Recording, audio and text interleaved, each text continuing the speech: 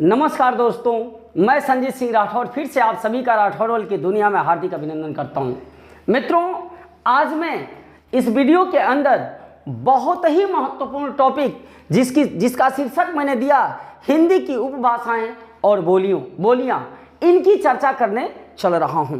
मित्र, जब हिंदी की उपभाषाओं और बोलियों की चर्चा होती है तो सर्वप्रथम चर्चा एक अंग्रेजी प्रशासनिक अधिकारी जिनका नाम था जॉर्ज अब्राहम ग्रियर्सन इन्होंने सर्वप्रथम हिंदी भाषा की उपभाषाओं और बोलियों की चर्चा की। कब? उन्होंने 1927 में उनका एक सर्वे आया पुस्तक के रूप में और उसका नाम था अ लिंग्विस्टिक सर्वे ऑफ इंडिया। ये उनकी एक बुक थी अ लिंग्विस्टिक सर्वे ऑफ इंडिया, जिसका हिंदी हुआ भारत का भाषाई विश्लेषण। Clear sir? भारत का भाषाई विश्लेषण ये सर्वे पुस्तक के रूप में किसकी थी? जॉर्ज अब्राहम ग्रियर्सन की। कब? 1927 में, जिसमें इन्होंने 5 उपभाषाओं की चर्चा की। 5 उपभाषा और 17 बोलियां बताई। 5 उपभाषा और 17 बोलियां बताई जो 3 अपभ्रंशों से बनी थी। ये 3 अपभ्रंश थे सौरसेनी, मागधी और अर्धमागधी।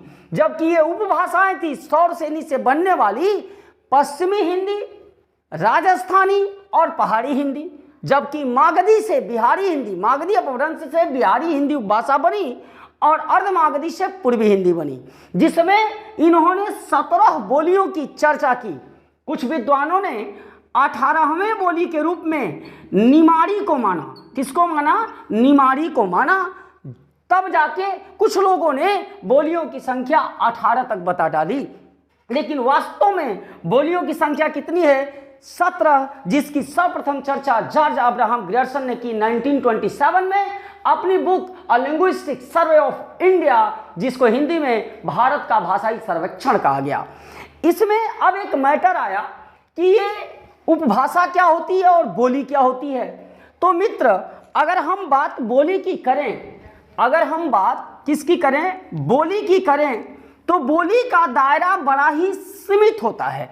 बोली का दायरा क्या होता है? सीमित होता है। बोली जो होती है इसका दायरा सीमित होता है। ये कुछ लोगों के द्वारा एक निश्चित सीमा में बोली जाती है। और एक बात ध्यान रहे, बोली में कभी साहित्य की रचना नहीं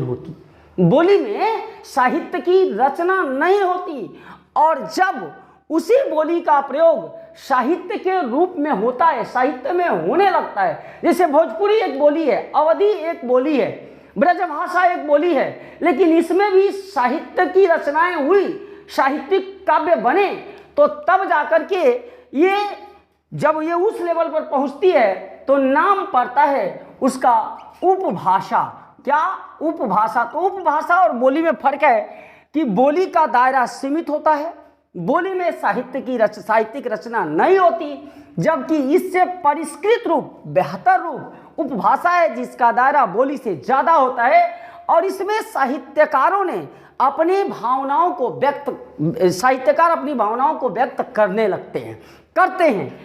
लेकिन जब किसी उपभाषा को साहित्यकारों के द्वारा साहित्य में सर्वमान्य मान लिया जाता है तो वही उपभाषा क्या कहलाती है? भाषा कहलाती है। अर्थात भाषा का दायरा सबसे विस्तृत होता है, उससे कम दायरा उपभाषा का होता है और सबसे कम दायरा बोली का होता है। Clear cut? तो हम अब चलते हैं हिंदी भाषा क्षेत्र के अंदर आने वाली उपभाषाओं का, अपभ्रंशों का और बोलियों की विस्तृत व्याख्या करने यस.के. सिंह के देशज मसाले के साथ, देशज ट्रिक के साथ। और आपको इतना भरोसा देता हूं कि गुरु वीडियो में अगर शुरू से अंत तक रह गए तो आज के बाद बोलियों और उपभाषाओं का सारा चक्कर मैं अगर खत्म नहीं कर दिया तो मेरा पढ़ाना भी व्यर्थ है। तो चलो हम चलते हैं हिंदी की उपभाषाओं और बोलियों की चर्चा करना है। अब हम हिंदी की उपभाषा का बोलियों के साथ चर्चा करने चल रहे हैं।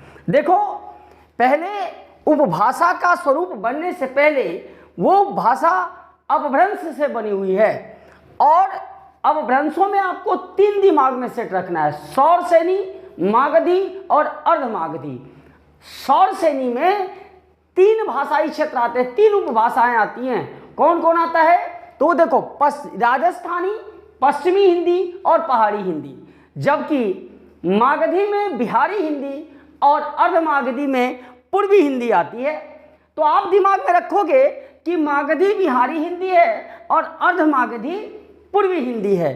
5 उपभाषा क्षेत्र हो गए: राजस्थानी, पश्चिमी हिंदी, पहाड़ी हिंदी। इन तीनों भाषाओं का अपभ्रंश सौरसेनी है, और बिहारी हिंदी चौथी उपभाषा जिसका अपभ्रंश मगधी है, और पूर्वी हिंदी जिसका अपभ्रंश अर्धमागधी है। तो दिमाग में रखना, पूर्वी हिंदी अर्धमागधी, बिहारी हिंदी मागधी, शेष सौरसेनी है। अब राजस्थानी हिंदी में आने वाली जो भाषाएं हैं जिनका केंद्र राजस्थान है, बोलियां जो है वो बोलियां हैं जयपुरी, मारवाड़ी, मेवाती और मालवी। क्या है? जयपुरी, मारवाड़ी, मेवाती और मालवी। अब इनको याद करना, इतनी बोलियां हैं, आप हौच-पौच हो जाओगे, दिक्कत में आ जाओगे। तो मैंने एक अपना एस.के. सिंह का देशज ट्रिक देखो, और मैंने एक ट्रिक बनाया आप लोगों के लिए। क्या ट्रिक बनाया कि राजस्थान के जयपुरी मारवाड़ियों ने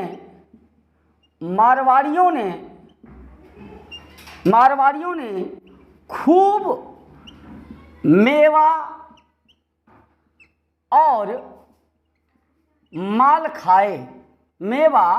और माल खाए।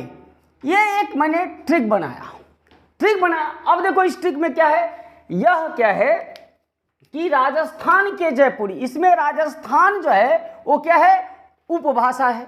राजस्थान उपभाषा है, जिसमें ये लाइन तो याद करना बड़ा आसान हो गया कि राजस्थान के जयपुरी मारवाड़ियों ने खूब मेवा और माल खाए। ये याद रखना, किसके लिए?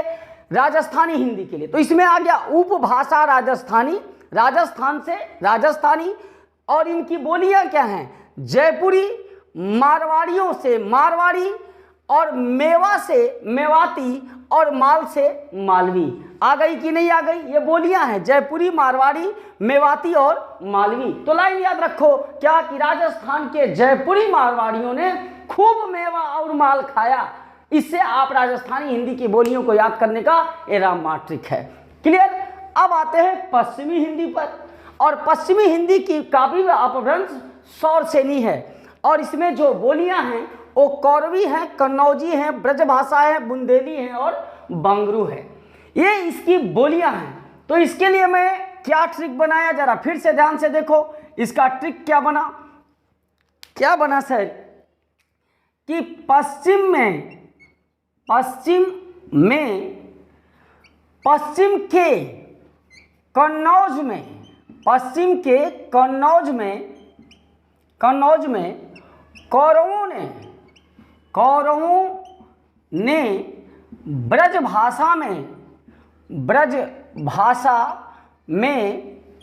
ब्रजभाषा में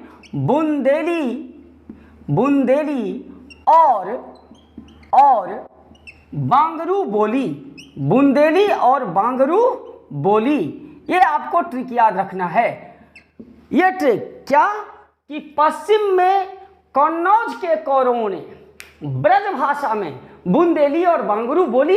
ये किसके लिए याद करना है? पश्चिमी हिंदी के लिए। और राजस्थानी हिंदी के लिए क्या याद करना है कि राजस्थान के जयपुरिया मारवाड़ियों ने खूब मेवा और माल खाया।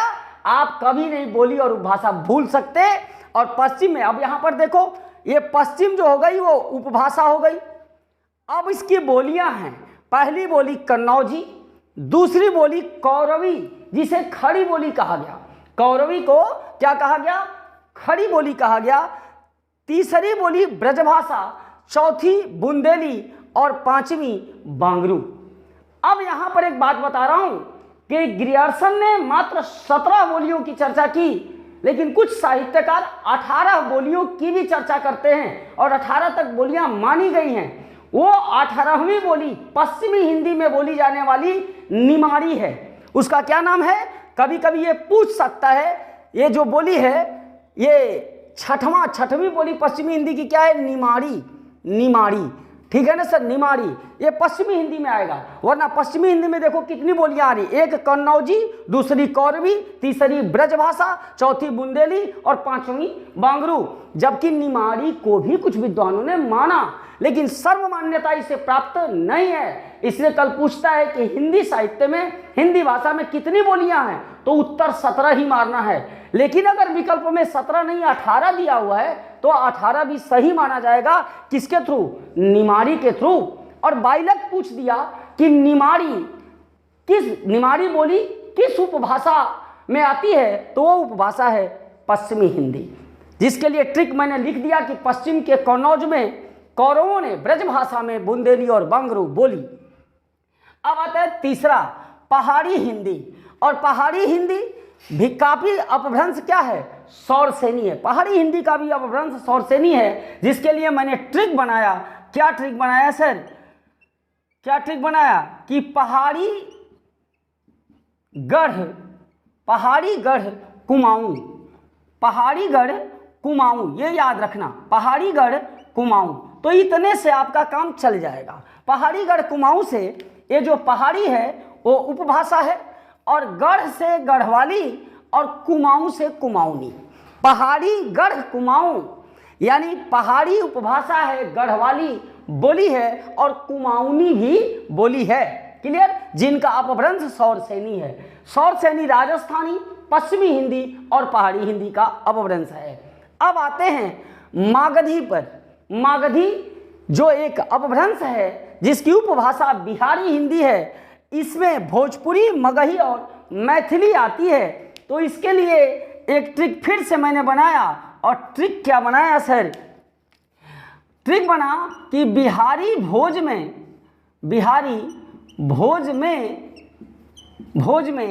एक मग मेथी डालो, एक मग मेथी डालो। ये सब ट्रिक्स जो होते हैं ना, वो याद करने के तरीके होते हैं। बिहारी भोज में एक मग मेथी डालो, तो यहाँ पर ये जो बिहारी हो गया वो क्या हो गया? बिहारी उपभाषा हो गई, और भोज से बोली बनी भोजपुरी, और मग से मगही और मैथी से मैथिली। बिहारी भोज में एक मग मैथी डालो, तो बिहारी उपभाषा, भोज भोजपुरी, मग मगही और मैथी से मैथिली। ये भाषाएं किसकी? ये बोलियां हैं मगही, मैथिली और भोजपुरी, और ये उपभाषा बिहारी है।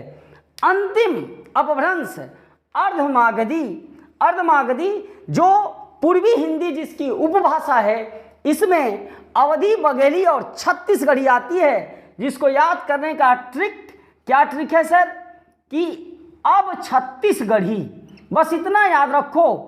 अब ये सॉरी, पूरब में, ऐसे लिखो, पूरब में अब छत्तीसगढ़ी, पूरब में अब छत्तीसगढ़ी, ये याद रखो, पूरब में अब छत्तीसगढ़ी।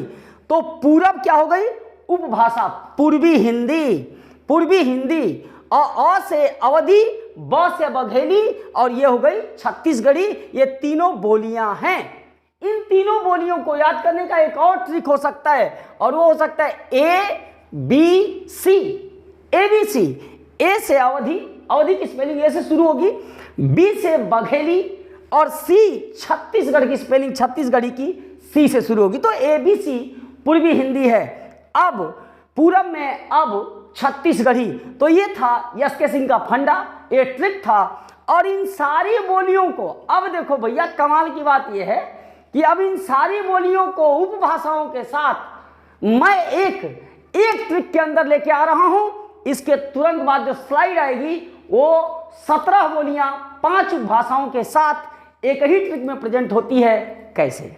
मैंने कहा था ना कि मैं आपको अंत में 17 बोलियों और 5 भाषाओं का एक ऐसा देशज ट्रिक दूंगा, यस के सिंह का ट्रिक दूंगा, कि जिसको आप दिमाग में रखो और सेटिंग काम हो जाएगा। तो मैंने ट्रिक क्या बनाया कि पूरब में अब छत्तीसगढ़, पहले क्या था मध्य प्रदेश, पूरब में अब छत्तीसगढ़ और पहाड़ी गढ़ कुमाऊं में, पश्चिम के कन्नौज में, कहाँ के कन्नौज में, पश्चिम के कन्नौज में कौरवों ने ब्रज भाषा में बुंदेली और बांगरू बोली, जिससे खुश होकर बिहारियों ने बिहारी भोज में एक मग मेथी डाली और राजस्थान के जयपुरिया मारवाड़ियों ने खूब मेवा और माल खाए। इसमें पूरी 5 भाषाएं और 17 बोलियां हैं। जरा ध्यान से समझना, ध्यान से देखना। पूरब में ये उपभाषा पूर्वी हिंदी, जिसकी बोली क्या हो गई, अवधी, बघेली, छत्तीसगढ़ी, तीनों बोलियां। और ये पहाड़ी हिंदी, इसका अपभ्रंश अर्धमागधी, इसका अपभ्रंश सौरसेनी। पहाड़ी हिंदी बोली हो गई गढ़वाली और कुमाऊनी, गढ़ से गढ़वाली और कुमाऊं से कुमाऊनी। ये हो गई पश्चिमी हिंदी उपभाषा। बोलियां कौन कौन हो गई, कन्नौजी, कौरवी, ब्रजभाषा, बुंदेली और बांगरू, ये बोलियां हो गई। जिससे खुश होकर बिहारियों ने ये बिहारी उपभाषा, जिसमें बोलियां कौन कौन हो गई, भोज से भोजपुरी, मग से मगही और मेथी से मैथिली, ये 3 बोलियां हुई। एक मग मेथी डाला और ये हो गई उपभाषा राजस्थानी, जिसमें बोलियां हो गई जयपुरी, मारवाड़ी, मेवाती और मालवी। तो इस तरह आप गिनोगे तो 1, 2, 3 बोलियां, ये पूरा उपभाषा, एक उपभाषा। दूसरी उपभाषा पहाड़ी, 2 बोलियां, तो 3 और 2 5। तीसरी उपभाषा पश्चिमी हिंदी, बोलियां 1, 2, 3, 4 और 5। तो ये कितने हो गए, 3 और 2 5, 5 10 हो गए। इसी में मैं बोला ना, पश्चिमी हिंदी में निमाड़ी आती है, निमाड़ी को कुछ लोगों ने मान्यता दी है, तब जाके बोलियों की संख्या 18 हो जाती है, बट आपको 17 मारना है। और जिससे खुश होकर ये बिहारी हिंदी हो गई, जिसमें भोजपुरी, मगही और मैथिली, और राजस्थानी हिंदी में जयपुरी, मारवाड़ी, मेवाती और मालवी। तो था ना ये कमाल का ट्रिक, था ना ये एसके सिंह का ट्रिक। तो यदि आपको ये वीडियो, ये क्लास अच्छा लगा है तो प्लीज लाइक करो यार, शेयर करो, दबा के कमेंट करो, और सब्सक्राइब किया है तो दिल से धन्यवाद, नहीं किया तो अभी सब्सक्राइब करके पट से घंटा दबा दीजिए। हम सभी मिलते हैं अगले वीडियो में, तब तक के लिए शुभ रात्रि, शब्बा खैर, नमस्कार।